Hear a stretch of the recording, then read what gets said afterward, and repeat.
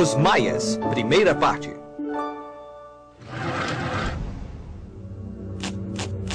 Vestígios da lendária civilização maia ainda existem hoje, assim como os mistérios que deixaram para trás. Os maias eram muito avançados, com uma incrível compreensão da matemática, astronomia, arquitetura e arte. Então, um dia, a civilização maia misteriosamente começou a diminuir por razões que ainda são desconhecidas e, por fim, desapareceram.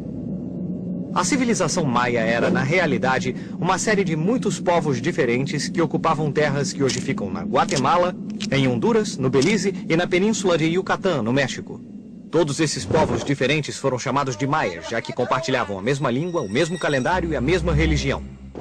Mas cada cidade tinha seu próprio governo e suas próprias riquezas. Os maias se organizavam em cidades-estado e nunca se transformaram num império governado por uma capital central. Ah, faziam que nem na Grécia Antiga. Isso mesmo. Fora isso, os maias e os gregos antigos tinham outras coisas em comum. As primeiras cidades maias foram construídas por volta do ano 400 a.C., ao mesmo tempo em que Atenas e Esparta resplandeciam na Grécia Antiga. E, curiosamente, os gregos e os maias não sabiam nada uns sobre os outros, porque ninguém ainda tinha atravessado o Oceano Atlântico. Isso aconteceu mais de 2000 anos antes que alguém se atrevesse a tentar cruzar distâncias tão grandes. Os povos das Américas e da Europa não sabiam um da existência do outro. A influência dos Olmecas. A região habitada pelos maias era formada por planaltos regados pela chuva abundante proveniente do Atlântico de um lado e banhada pelo Pacífico do outro lado. A terra era molhada e atravessada por vários rios de água doce. É fácil cultivar milho aqui, criar gado e colher frutos da selva. O clima ajudou bastante, mas nem tudo foi fácil para os maias, porque eles não tinham inventado a roda e não tinham animais para arar a terra e carregar as coisas. Então os homens faziam tudo. Era muito trabalho. A civilização maia nasceu de outra ainda mais velha. Muitos anos antes, os Olmecas viviam no mesmo território. Acredita-se que os Olmecas eram a civilização mãe de todas as culturas mesoamericanas. Os Olmecas atingiram seu apogeu por volta do ano 700 a.C. Naquele tempo, as pequenas tribos maias eram emergentes e adotaram um conhecimento olmeca sobre construção de templos, calendários e escrita. Os maias também herdaram muitas práticas e rituais religiosos dos Olmecas, incluindo o culto do jaguar. Por causa de sua força e agilidade, o jaguar estava relacionado com o poder do rei e era considerado um animal sagrado. Templos e cidades. Evidências de antigos maias permaneceram escondidas da civilização moderna durante séculos, enterradas sob a vegetação tropical densa. Foi apenas muito recentemente que alguns exploradores e arqueólogos começaram a descobrir as incríveis ruínas de antigas cidades maias. Esses achados surpreenderam o mundo e nos ajudaram a aprender ainda mais sobre uma das culturas mais complexas e refinadas das Américas. Todas essas cidades eram semelhantes. Cada uma tinha uma grande praça, onde a maior parte das construções importantes eram erguidas. As pirâmides. As pirâmides eram grandes templos, cujos picos serviam de cenário para cerimônias de rituais de sacrifício. As pessoas se reuniam embaixo, na praça principal, e participavam ativamente dessas cerimônias, cantando, dançando e implorando aos deuses que aceitassem os sacrifícios. Os maias eram muito religiosos e acreditavam que tudo o que acontecia era decidido pelos deuses. Por essa razão, construíram templos enormes em que se realizavam rituais para honrá-los. A pirâmide principal, na cidade de Tikal, media mais de 70 metros de altura e era tão alta quanto um prédio de 10 andares. Os maias ergueram as pirâmides o mais próximo dos deuses no céu. As pirâmides atingiam tais alturas de uma forma muito estranha. Cada vez que um rei morria, os arquitetos ordenavam a construção de uma outra camada sobre uma pirâmide existente. Desta maneira, camada por camada, a pirâmide crescia lentamente. Os sacerdotes maias e os governadores viviam ao redor dos templos. Um pouco mais longe moravam os chefes militares, e ainda mais longe viviam os comerciantes e artesãos. Fora da cidade, perto dos campos de cultivo, moravam os camponeses e os escravos, cujos trabalhos davam suporte a toda a sociedade. O calendário. Os maias notaram que as estrelas no céu mudavam de posição ao longo do dia. Mas quando um ano terminava, essas estrelas retornavam às suas posições originais e começavam um novo ciclo. Isso significava que, observando o Sol, a Lua e as estrelas, os maias poderiam saber que dia do ano era, o que lhes permitiu planejar o melhor dia para plantar sementes e para colher. Durante séculos, eles estudaram os céus, aprendendo mais e mais sobre as estrelas que eles acreditavam serem deuses poderosos. Os maias usaram suas pirâmides como observatórios astronômicos e foram os sacerdotes que acumularam todo esse conhecimento, com passários. O calendário Rab era baseado no ciclo solar e o calendário Tzolk'in era baseado no ciclo lunar. O calendário solar dos maias era de 365 dias, exatamente como o nosso, mas a maneira como eles entendiam o tempo era totalmente diferente. Os maias não acreditavam que o tempo era linear, quer dizer, que se movia em linha reta, na qual eram definidos os dias um após o outro, sempre seguindo adiante. Para eles, o tempo não tinha um começo ou um final.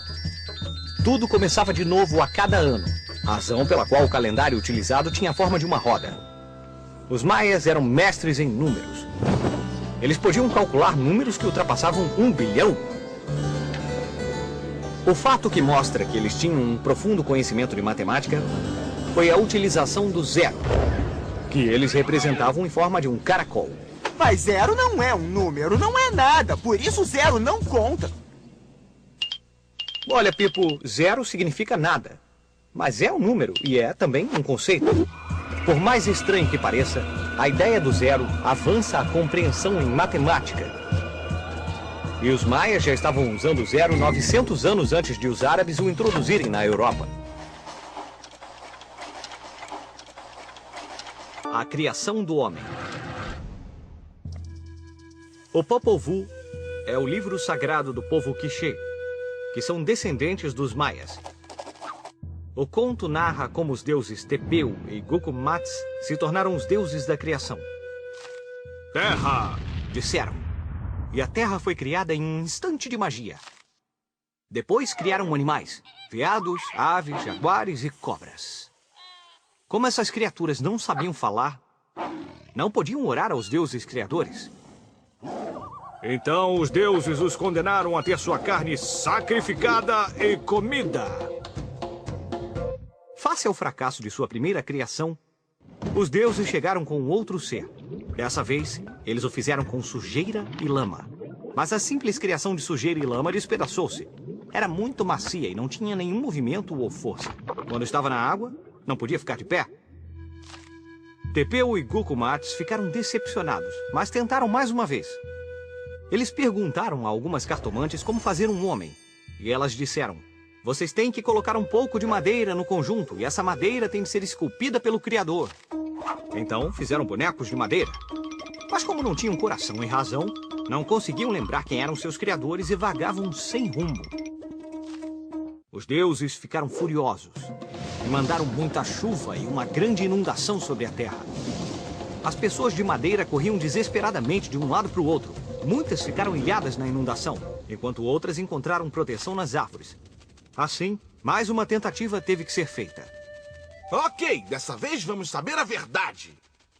Finalmente, os deuses criaram seres humanos que eram inteligentes, obedientes e respeitavam seus deuses. Era assim que os maias acreditavam que os humanos começaram a existir. O jogo de bola maia. Uma forma que os maias tinham de agradar aos deuses era jogando um jogo de bola. Bem-vindo mais uma vez ao jogo de bola maia. Não é igual a nenhum jogo que você já viu antes. Ele funciona assim. Os concorrentes têm de acertar essa bola de látex pesada bem dentro desse anel de pedra que é colocado na parede. Pode até parecer fácil, mas não é só isso. Prestem atenção. Para mover a bola, não poderiam usar nem as mãos, nem os pés. Só poderiam bater na bola com os ombros, joelhos e quadris. Esse jogo é realmente uma questão de vida ou morte. Para a equipe vencedora, a glória e a fama. Para o time perdedor, bom, os perdedores eram sacrificados e utilizados para honrar os deuses. A gente perdeu, é? Foi 3-2? Registrar o passado.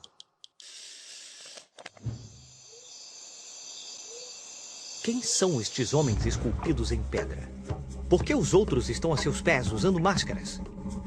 Que mistérios estão escondidos por trás desses símbolos maias esculpidos há tanto tempo? Os artistas maias passaram uma grande parte do tempo imortalizando grandes momentos de sua história. Assim, as futuras gerações seriam capazes de entender melhor quem eram seus antepassados e de sentir orgulho deles. Um exemplo pode ser encontrado nesses afrescos datados de 790 d.C., descobertos na cidade de Bonampak. Neles, podemos ver a decoração elaborada de guerreiros enfrentando outras figuras que estão quase nuas.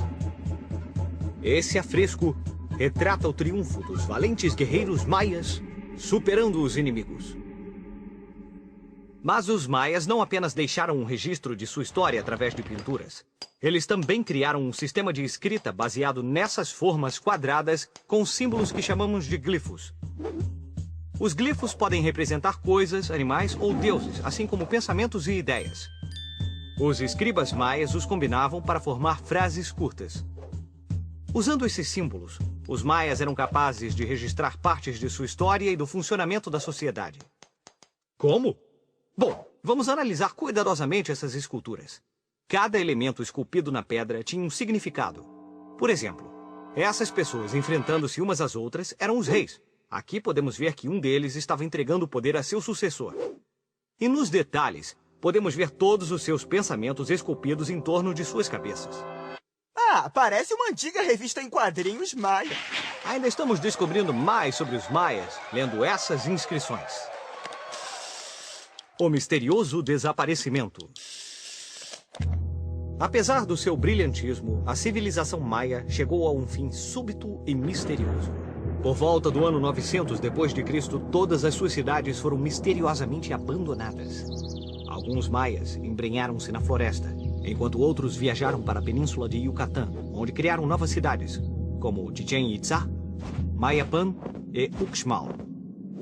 Não se sabe por que os maias abandonaram suas cidades. Alguns pesquisadores modernos têm essa teoria. Durante os últimos anos da civilização maia, um grupo de governadores ambiciosos começou a olhar de cima a sabedoria de seus ancestrais. Tornaram-se menos interessados em matemática e ciências e estavam apenas preocupados com o aumento do seu poder militar e com a conquista de cidades vizinhas. Essas guerras causaram morte e destruição. E depois de alguns anos de seca, veio a escassez de alimentos. Os sobreviventes tiveram de abandonar suas casas em busca de comida e paz. Quando os espanhóis chegaram em 1527, havia apenas algumas cidades enfraquecidas a leste. Os espanhóis tinham vindo conquistar os maias, que mesmo em seu estado debilitado foram capazes de enfrentá-los numa luta dura. Além disso, os maias não tinham governo central para ser conquistado, nem um rei para ser derrubado. Isso significava que os espanhóis tiveram que derrotar cada cidade uma por uma. 200 anos depois, os maias foram finalmente conquistados. Das origens humildes ao clímax de sua potência e depois para o declínio misterioso, os maias foram um dos povos mais surpreendentes e sofisticados na América pré-colombiana.